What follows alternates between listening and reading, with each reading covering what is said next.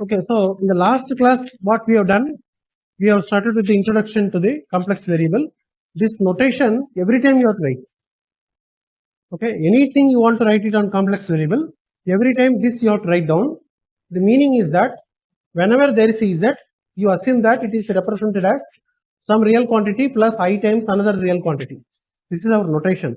If this is our notation, then the function of that particular variable is written like this. It is a function of two real variable plus I times another function of real variable.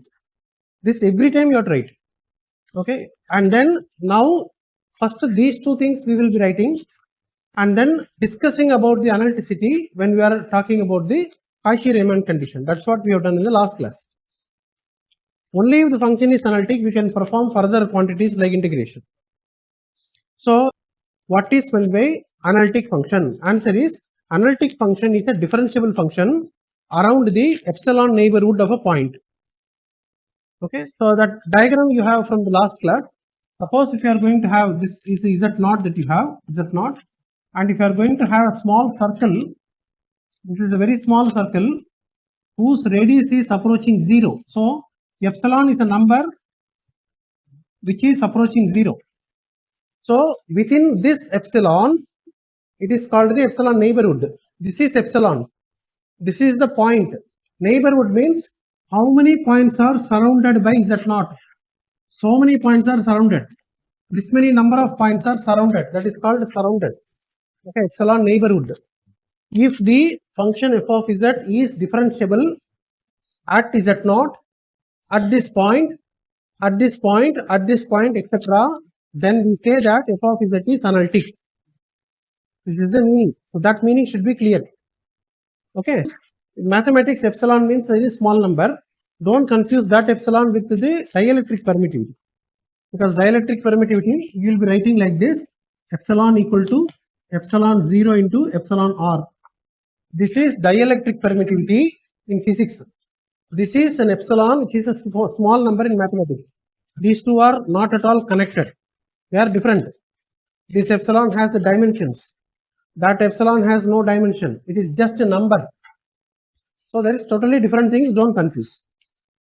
So what I am trying to tell you is that if you bring down this epsilon 0 to the left hand side, then what happens is epsilon divided by epsilon 0 will be equal to epsilon r. This is a constant without dimension. So dimensions are cancelled here. So this is a dimensionless number. What happens is, this is a complex number. This is what I would like to tell. Don't think that epsilon is a real number. Okay. And epsilon is connected to the refractive index. Refractive index and epsilon are both are connected. So if you square this, I will be getting the refractive index. That means, suppose if I do the square of this epsilon r square, this is the refractive index n. For a glass, you say that 1.5. It is a real number, but it is not a real number. It is a complex number actually. So if this is a complex number, this is this complex number. If I square this, I will get a complex number. Therefore, this is also a complex number. If dielectric constant is complex number, that means refractive index is a complex number. So, if this is the situation, you understand why complex number theory is required in physics. And then that is first point that I would like to tell. Second thing is, there is some kind of wrong notion saying that something is imaginary. Okay, we say that I equal to is imaginary. So, it is only a name. Name is different, meaning is different. Many times I told you that the English dictionary meaning will not work in science, engineering and medicine. You have to find out exact meaning of that.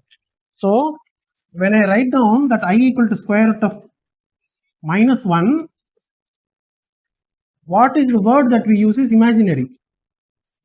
You know, English, according to English dictionary, imaginary means something that you dream about. That's what imaginary, right?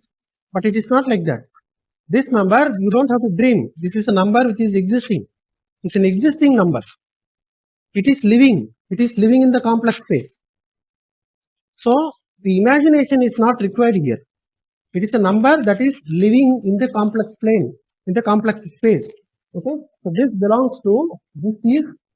belongs to complex vector space. So there is no imagination. This is what I am trying to say. It is also real only. Only thing is that you cannot see the number. It is lying in another space. It is like somebody is living in the heaven. Can you see means you can't see. Just because you can't see, you can't tell that nobody is living there. You can't say like that. If somebody is living, that's all about it. You cannot see it. Similarly, square root of -1 is living in the complex vector space. You cannot see it, but you can do the mathematics about that. This is the one way to understand from this side. If you come here, how can I understand here is that if this is a complex number, how can I write this epsilon r is usually we write real quantity as prime. This is x is epsilon r prime. Then you have a plus I times y. So I write plus I times epsilon r double prime.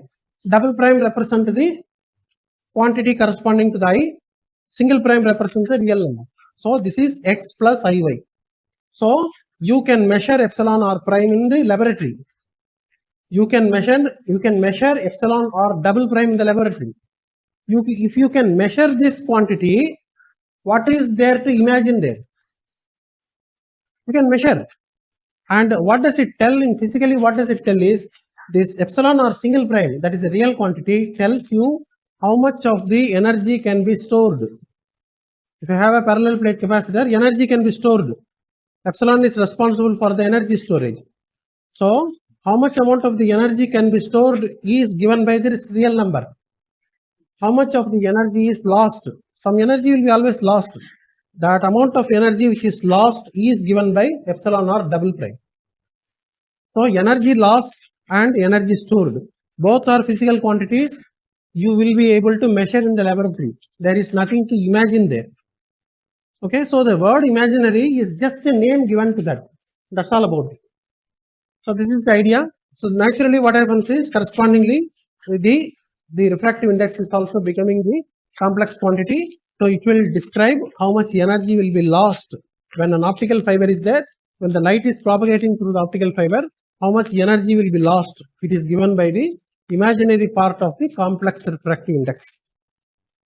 That's all about it. So this is how you understand. So what I am trying to say is that you need some knowledge about the complex variable theory in physics in order to understand this.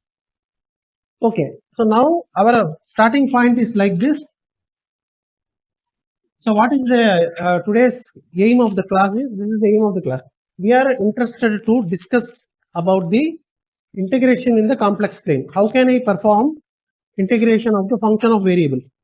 Okay, you can understand what is the meaning of this integration. So this is the integration.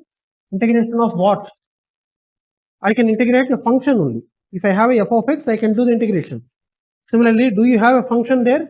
It is there here. This is called the complex variable. This is called the function of the complex variable. So when I have the function of the complex variable, I can perform calculus operations. So if I have function of a this is called the function of the complex variable. If I have the function of the complex variable, I can perform the integration and differentiation. We already discussed about the differentiation here. This is called differentiation. Analytic means differentiable at many points. So differentiability we discussed. Today we are trying to discuss about the ability to integrate in the complex plane. In the complex plane means, what do you mean by the complex plane? Means when you draw this like this, usually we draw like this is x here and that is the y. Usually this is the tradition because you have x here, you have y here. That's how you write x and y. Usually we don't require any complex number. But when you are talking about the complex plane here, since this word is there here, we are going to do a small modification. What is a small modification is that you ask the question, what is x? X is nothing but real part of z. Therefore, you remove this x and then write down real part of z. And similarly, you ask the question, what is y there? It is the imaginary part of the imaginary part only. Okay, it is nothing to imagine there, but it is that component. It is like, two components are there, x component, y component. X component is the first number, second component is the y component. It's the same thing. So you don't write y here. Instead of that, you write that it is the imaginary component of the complex variable. If you write like this plane, this is a two-dimensional plane. This plane is known as the complex plane. So basically there is no difference between this graph when you are talking about the real variable theory. See, this is a real variable theory, real variable example.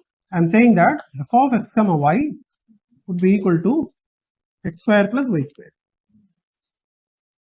That's all. Now what am I going to tell? Now I am going to tell that instead of x comma y, this is the real variable example. In the complex variable example, what happens is there is a small change here. The small change is x comma y is there.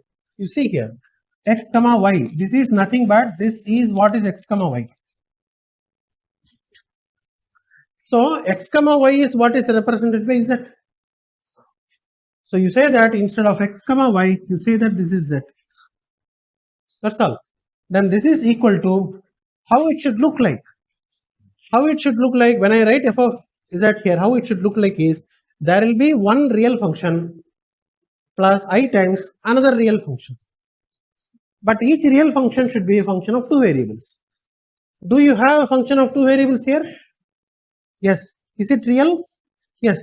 So that means this part is satisfied. So you can write down that this quantity is nothing but x square plus y square, that is there, plus I times, whether you want to have something you can have, in this case 0 is there. So now it is up to you whether you want to have additional quantity I into something or you don't have to have. This is another example here, so I am not copying it here.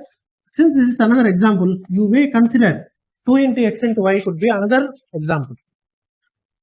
So 2xy is a real function, x square plus y square is another real function. So this is your u of x comma y, and this one is v of x comma y. What is the job of this I there? The I will simply sit there. It will not do anything. It's all about it. I have two tomatoes this side and I have two brinjal this side. If I merge them, they will be separately there. They won't mix it. So the purpose of I is to tell you that don't mix them. It will be separate, that will be separate. Wherever you want, you carry it. Two tomato will be separately there, two brinjal will be separately there. But suppose if both of them are tomatoes only, then 2 plus 2 becomes 4. That is the difference. So the difference is that don't add them, you keep the numbers as such. It is also, in a way, it is also easy to understand like this. It is like this. Suppose if I have 100 rupees, Indian rupees, plus I have US dollar 100. This is what is called x plus iy. This is the x plus iy actually. You can imagine like this. Y means don't add these two and bring it 200. Don't add. Don't do the conversion. You do the conversion. You know the conversion, that's why you do. But now I don't know how to convert this to this. There is no rule to convert. If there is no rule to convert, you can't convert. So this has to be kept as such. You can't do anything. 100 rupees plus $100 wherever you want to carry. You cannot convert and bring a single number. You always keep it as two separate numbers. This is the idea about this purpose of I. So I will not do anything. It will be sitting only to make sure that these two people don't mix each other. You have to stay separated. That's all about. This is the overall idea. Now, what is integration is there here. Complex plane is there here. Now, what happens is the integration in the complex plane will be performing along the given function. Suppose there is a curve. Now I am going to bring additional thing here. Let us discuss some curve here. Suppose I am going to have like this, and let me say that this is C. And here you say that this is the curve in real variable theory, contour in complex variable. So everything is already known to you. There is very small changes are there. C means curve. You already know what is a curve. Straight line is a curve. Don't think that it should be always curved like that. Straight line is also curve only. That's all about it. So anything that you draw on the plane, that is a curve. If you are talking about real variable theory, then it is called curve. Now that we are talking in the real complex variable theory, you simply rename this. Change the name. Curve is renamed as contour. That's all. So it is only a terminology. Name is changed here. So here let me write down that here you see where I am putting C here. C is here. This point you note down. This is the integration over the C here. So therefore what happens is this integral, whatever that you have, is known as the contour integral.